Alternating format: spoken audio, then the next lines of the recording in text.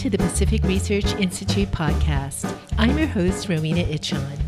Backed by popular demand, well, we actually don't know that, but we like to do them anyway, are the PRI All Stars. Carrie Jackson, PRI Fellow at our Center for California Reform, Tim Anaya, Director of Communications, and Ben Smithwick, Director of Development. This time we're doing a roundup on the upcoming June ballot, including Prop 69, which would ensure that funding from last year's gas tax will only go for transportation purposes, and Prop 68, which would authorize a $4 billion bond measure for parks, natural resources, climate change, water quality and supply, and flood protection. And the best part, we have predictions. Welcome, gentlemen. There are 5 statewide measures on the primary ballot, but really only 3 of them are worth discussing. The other 2, Prop 71 and 72, are pretty non-controversial measures with not much opposition. But 2 of the measures we'll discuss today involve controversial tax votes taken by the legislature last year. One proposal, Prop 69, would ensure that funding from last year's gas increase will only go for transportation purposes. What are your thoughts on this, and do you really trust Sacramento to keep its word on how this money is going to be spent? Well, Ro, we've seen in years past that Sacramento has raided money that was supposedly guaranteed for transportation, and they've spent it however they wished, usually on something not related to transportation at all. So I agree. It's unlikely that politicians will keep their word and actually spend these dollars for transportation as they intended. The issue with this measure is whether we should take the carrot that came because of the stick of a $52 billion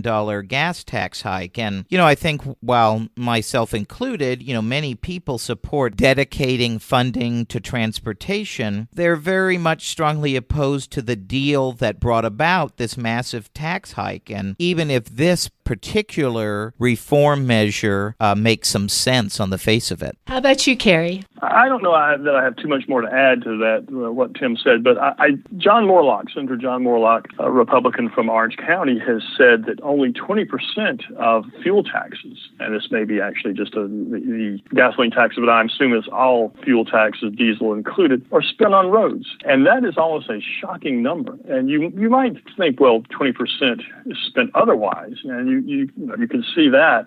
Not that it's right, but only 20%, only 1/5 or 1 of every $5 in this tax end up to be spent on what it's supposed to be spent on, and that's not the way it's supposed to be. I was looking at something earlier today. A couple of scholars, researchers were saying between 2007 and 2010, $1.3 billion in transportation funds were spent not to build or repair state roads, but in their words, to finance other programs that were apparently more politically rewarding, that is, generated more votes than fixing bridges and potholes. So if the original question is, can we trust them? I'm thinking, given history, no. What do you think, Ben? Well, I really think we're getting close to the point in California where we were in 1978, when, as many podcast listeners will remember, there was a major taxpayer revolt. I think it's possible. Polling shows right now, I think, a 50-50 split, that there could be a measure on the ballot initiative in November that repeals the gas tax. And everyone knows that the state has major infrastructure needs, obviously, but voters are, I think, skeptical that the funds will be used on their stated purpose. And thankfully, I think there's an even growing number that recognize that tax increases are not a good long-term solution to the state's infrastructure problems. Another measure comes from the very controversial vote last summer to extend cap-and-trade dollars. Proposition 70 would require a 2/3 vote starting in 2024 for spending money from cap-and-trade dollars. Would this measure really ensure a more efficient use of these dollars, or will Sacramento just continue to spend these dollars as they wish? Well, I would say this is another example of a carrot and stick. The idea of requiring a 2/3 vote of the legislature before spending a huge pot of money on a host of environmental causes, that's a good thing. But the question is whether the carrot is a 2/3 vote that is both worth embracing the stick, that is higher gas prices and higher business costs from an extension of cap and trade. And I think while the proponents of this are very well intended, history has shown that there's no guarantee that a 2/3 vote will result in better, more reasoned, or more efficient spending. How about you, Carrie? once again, as I was saying earlier in the previous question, I don't think we can trust the legislature to, even with a two-thirds majority restriction on them to spend the money the way it's supposed to be spent. I don't see, given their history, their track record, of them abiding by the rules that they have to live with. What do you think, Ben? Well, I think what's interesting about this proposal is that many Democrats in California are against Prop 70. There's no really major campaign out there to encourage voters to support it, and it's important to remember that this really was the result of a compromise in the legislature that put some Republicans in a difficult situation. I suppose the one potential positive thing about Prop 70 is that if it were to pass, Republicans would likely be involved and actually have a seat at the table when it comes to future cap-and-trade spending plans in the state.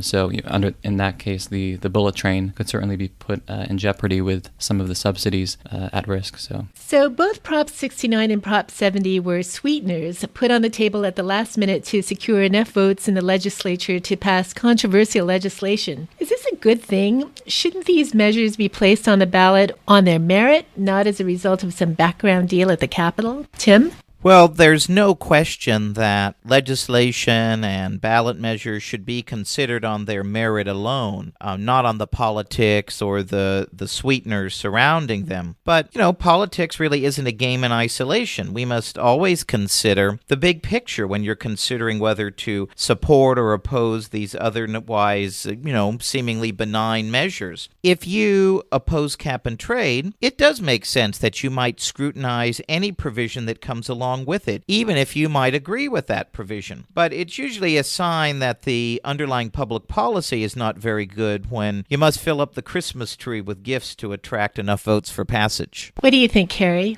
I agree that a ballot measure should stand on its own. It doesn't need, as the phrase, backdoor deals or backroom deals, to get them passed. Voters really need essentially the first chance to approve or reject at the ballot.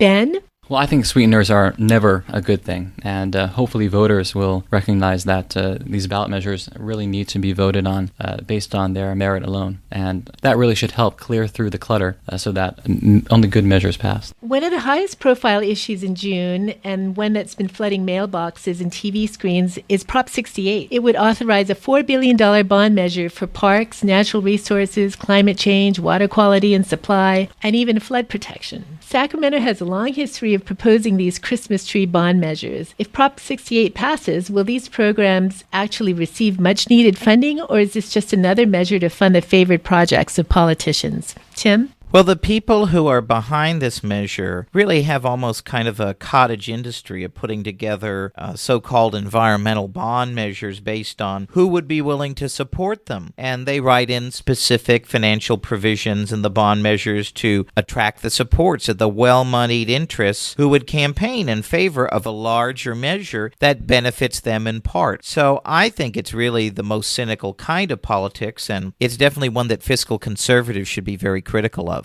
In recent years, going back to really the early 2000s, we passed several other water bond proposals or propositions. Proposition 40, Proposition 84, Proposition 1. All told, this came to about $15 billion in funds. And you have to ask, do we really need another water bond issue, or one that's going to supposedly direct a great deal of its money to water? It makes you wonder where this money that we've already approved has gone and why more is continually needed. I think Tim is very accurate in saying that there's a cottage industry that helps promote these bond issues, and they keep coming back again and again and again for more money. Ben, what do you think? Well, what's interesting is that many proponents of Prop 68 claim that it will not raise taxes. There was a great editorial by Senator John Morlock in the Sacramento Bee recently that made the point that this is really a $4 billion bond that would need to be repaid with interest, and I think the total would be something like $200 million per year over the next 40 years. And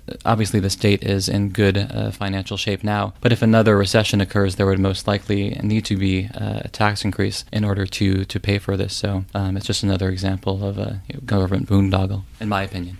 So a few weeks ago on PRI's podcast, we talked about two upcoming ballot measures with Democratic powerhouse Steve Mavic. Now, Steve made the case that California is being forced to vote on these imperfect measures because of the initiative process that requires an up and down vote, warts and all vote, on measures drafted by citizens groups and wealthy interests. This begs the question, is the initiative process serving Californians today as the progressive era reformers intended? Tim? Well, there's no question that there are lots of warts in the initiative process, and I think I would support reasonable reforms for the initiative process. But given where California's legislature is at today, the initiative process is really the only way for taxpayers to go around a recalcitrant legislature. Think about it. Many of the big reforms of the past 2 or 3 decades have become law because the initiative process was used to go around a hostile legislature. So while these two specific measures are troubling and certainly not what Hiram Johnson intended, you have to take the good with the bad to ensure that the people's right to make their voices heard at the ballot box is upheld. Carrie?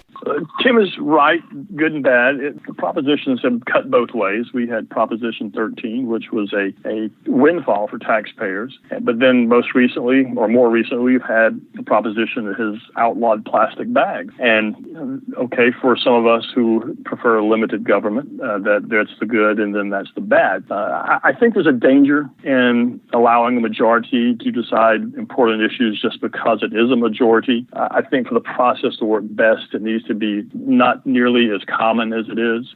Fewer initiatives will allow voters to be better informed. And from a limited government standpoint, I would like to see, and I don't know how this could possibly work or be put in place, but initiatives which should be allowed only in situations where you are limiting government's power, limiting government spending.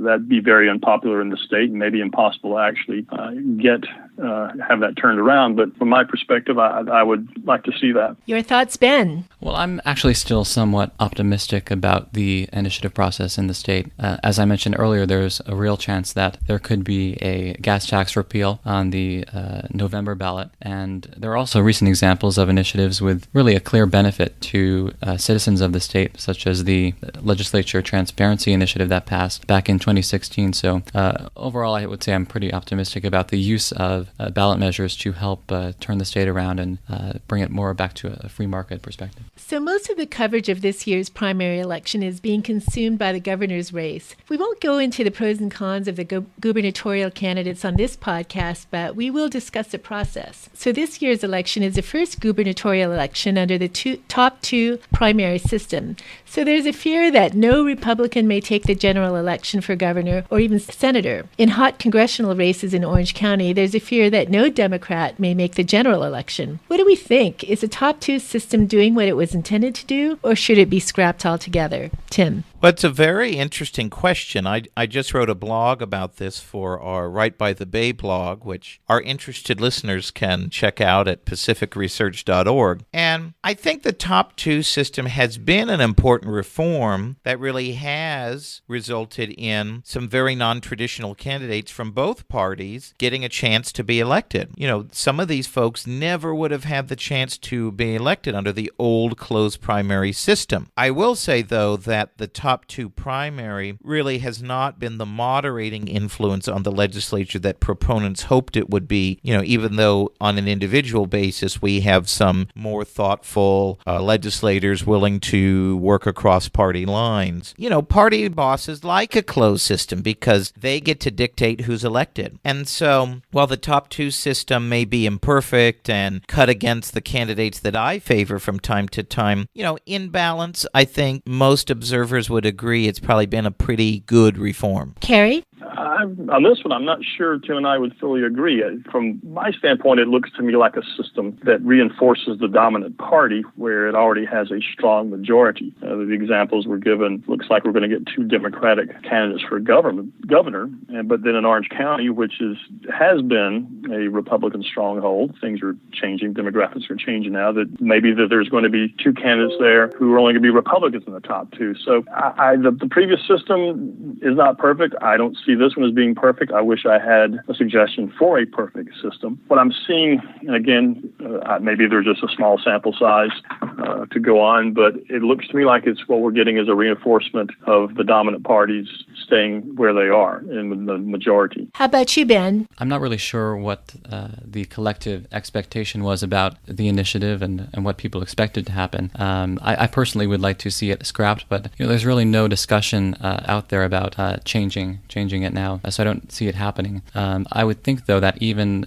without the initiative, it's still pretty unlikely that Republicans would be elected to a statewide office in the state, barring some major catastrophe or scandal on the other side. So I'm not sure it would make a huge difference when it comes to statewide races. So let's look ahead to November. This is something that we talked about with Will Swaim on the podcast a few weeks ago. According to most observers, two Democrats, Gavin Newsom and Antonio Villaraigosa, are posed to finish the first and second and head to the general election. What major policy differences do you see between the two men, and what policy shifts should we likely see from each compared with Governor Brown? Tim? Well, Donald Trump may have upended our prediction here with his endorsement of Mr. Cox about a week ago or so. But, I would say this. If the general election is Gavin Newsom versus a Republican, we don't really need to say much more because whoever the Republican is probably has no chance in the general election. And while Mr. Cox is probably more electable than Mr. Allen, neither would probably break 40% in a general election. Now, you could see a real difference if the matchup is between Mr. Villaraigosa and Mr. Newsom. Mr. Newsom is about as far left as you can get, but his ultimate philosophy isn't really, let's find the most socialistic solution. He's a good politician. He's promoting himself and his ambitions. And remember this, back in the day when he was on the San Francisco Board of Supervisors, he was considered a moderate. So, I think he's just viewing as being far to the left in his political interests these days. Now, Mr. Villaraigosa, and he was the first speaker when I came to Sacramento, when I started working in the assembly. He is a liberal, but he's a much more, I'd say, realistic person.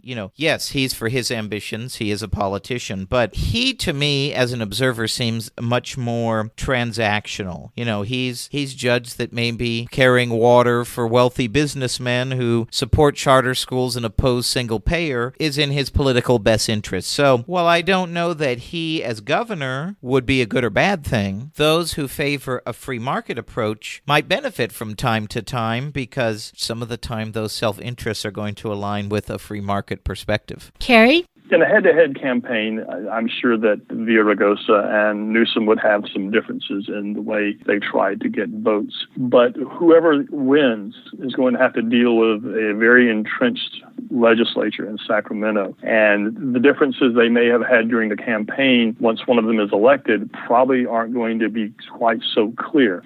Unless one of them, whoever wins, builds up a tremendous amount of political clout, they're going to have to go along with the agenda that's determined by Sacramento. One thing, though, we might look at that could be different, moving on from Brown to the next governor, is what's going to happen with a high-speed rail. That may be a policy difference from what we're used to with Governor Brown.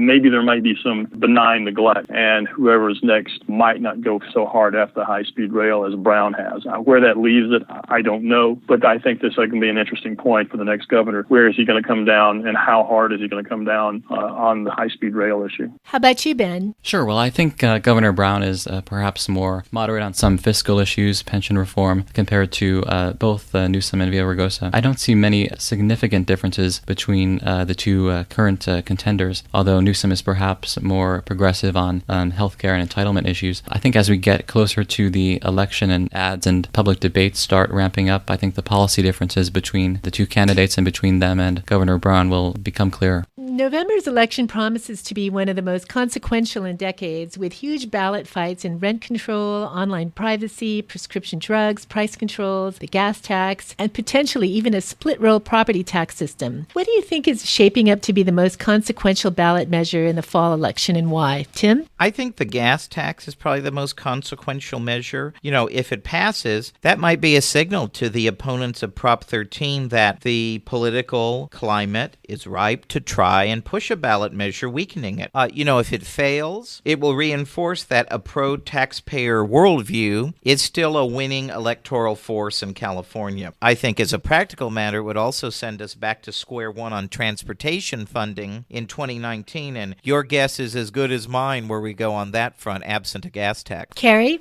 I'm back to agreement with Tim on this. I think the fuel tax issue is going to be the most consequential of those. Right after the first tax hike went into effect in November for the $52 billion over 10 years to fund road repairs and infrastructure fixes, and I would like to put those in quotation marks, but I can't speak in them. In any event, that a poll taken right after that showed that 54% of registered voters wanted to get rid of the tax hike right away. And given what's going on right now this spring and what's probably going to happen all the way through the summer and by Labor Day, with gasoline prices where they are and with more tax hikes to come, I think that might be a very ripe issue and a big one coming up for the November ballot. Ben? I think the rent control ballot initiative would certainly be the most consequential. Repealing the Costa-Hawkins would essentially give cities the ability to expand rent control significantly. And I think we all know about the challenges the state has related to housing affordability, and this would only make things worse. I would really recommend podcast listeners read Kerry Jackson's recent Right by the Bay blog, which lays out a lot of the negative consequences that would result from expanding rent control in California. So as we close, let's pick up on an issue that we discussed with Pete Peterson on last week's podcast. Voter turnout is typically lower in midterm elections, and especially in off-year primary elections like this one. Yet we are being asked to make some very important decisions that will make a big impact on our state for years to come. What can be done to increase voter engagement and interest in our elections? Tim? Well, I think the same issue that applies to the rise of the Tea Party and the rise of Donald Trump and the rise of Bernie Sanders and his socialist movement applies with the lack of voter engagement. For too long, politicians from both parties have not told the truth. They've said one thing to get elected and done quite another once in office. And I think once politicians start to tell the truth for a change, we'll start to see a rise in voter engagement and faith in our democratic institutions again. Carrie? I've long thought, and I want to be sure that everyone understands this is my personal opinion and not my attempt to try to influence any position that PRI might have on voting. But I've long thought that voting is too easy. It needs to be made more difficult. It needs to be an effort, and it needs to, in this way, it will mean something. People should take voting seriously enough to prepare for it. And if voting is too easy, then I think voters don't take it seriously enough, and that becomes a dangerous situation. It's just something that you do every 2 years at a certain time in November, just because somewhere along the line you got registered to vote. I think it needs to be something where people are very serious about what they're doing out there, and they need to, and if they're serious, they're going to study the issues. They're going to look into them more deeply than someone who just frivolously says, "Oh, it's time to vote, let's go." Finally, Ben. Well, I think it's really difficult with adults who haven't been engaged in the political process. For younger people, it really starts in our schools. I think if we don't impress upon young people the importance of being active politically, the likelihood of them engaging in the political process is pretty slim. And we need to make sure also that it's not just one side encouraging things like voter registration on college campuses. I think conservative and libertarian organizations need to do a better job on college campuses, not just bringing speakers onto campus, which is important, but also encouraging young people to register to vote and to get involved with local ballot initiatives and perhaps even student body races. I think that would go a long way towards ensuring participation in the future elections. Last question. In the vein of our friends at the newly revived McLaughlin Group, some predictions. Who will be the top two candidates emerging from the June primary for governor, and who will be the top two candidates for U.S. Senate? Tim? Well, I actually had a different answer a few days ago when I was starting to prepare for this podcast, but after the Donald Trump endorsement, I say that Newsom and Cox make the top two for governor, and I would say that despite some recent fluke polling showing a Nazi in one and another no-name Republican in another within striking distance, I say it's Feinstein and De Leon for the top two in the U.S. Senate race. Carrie? Well, Tim, I think you're 75% there. I'm going to go out with Gavin Newsom and Villaraigosa for governor, and then again Dianne Feinstein and Kevin De Leon in the Senate race. And finally, Ben. Well, in the governor's race, I predict John Cox on the Republican side and Gavin Newsom on the Democratic side will be the top two. In the Senate, I predict Kevin De Leon will be the Democratic candidate, and James Bradley, it could end up being two Democrats, I suppose. But James Bradley's a Republican running, and I think he probably has the best shot of any of the Republicans who have declared their candidacy yet. So thanks, everyone. And in the final words of the great John McLaughlin, bye-bye.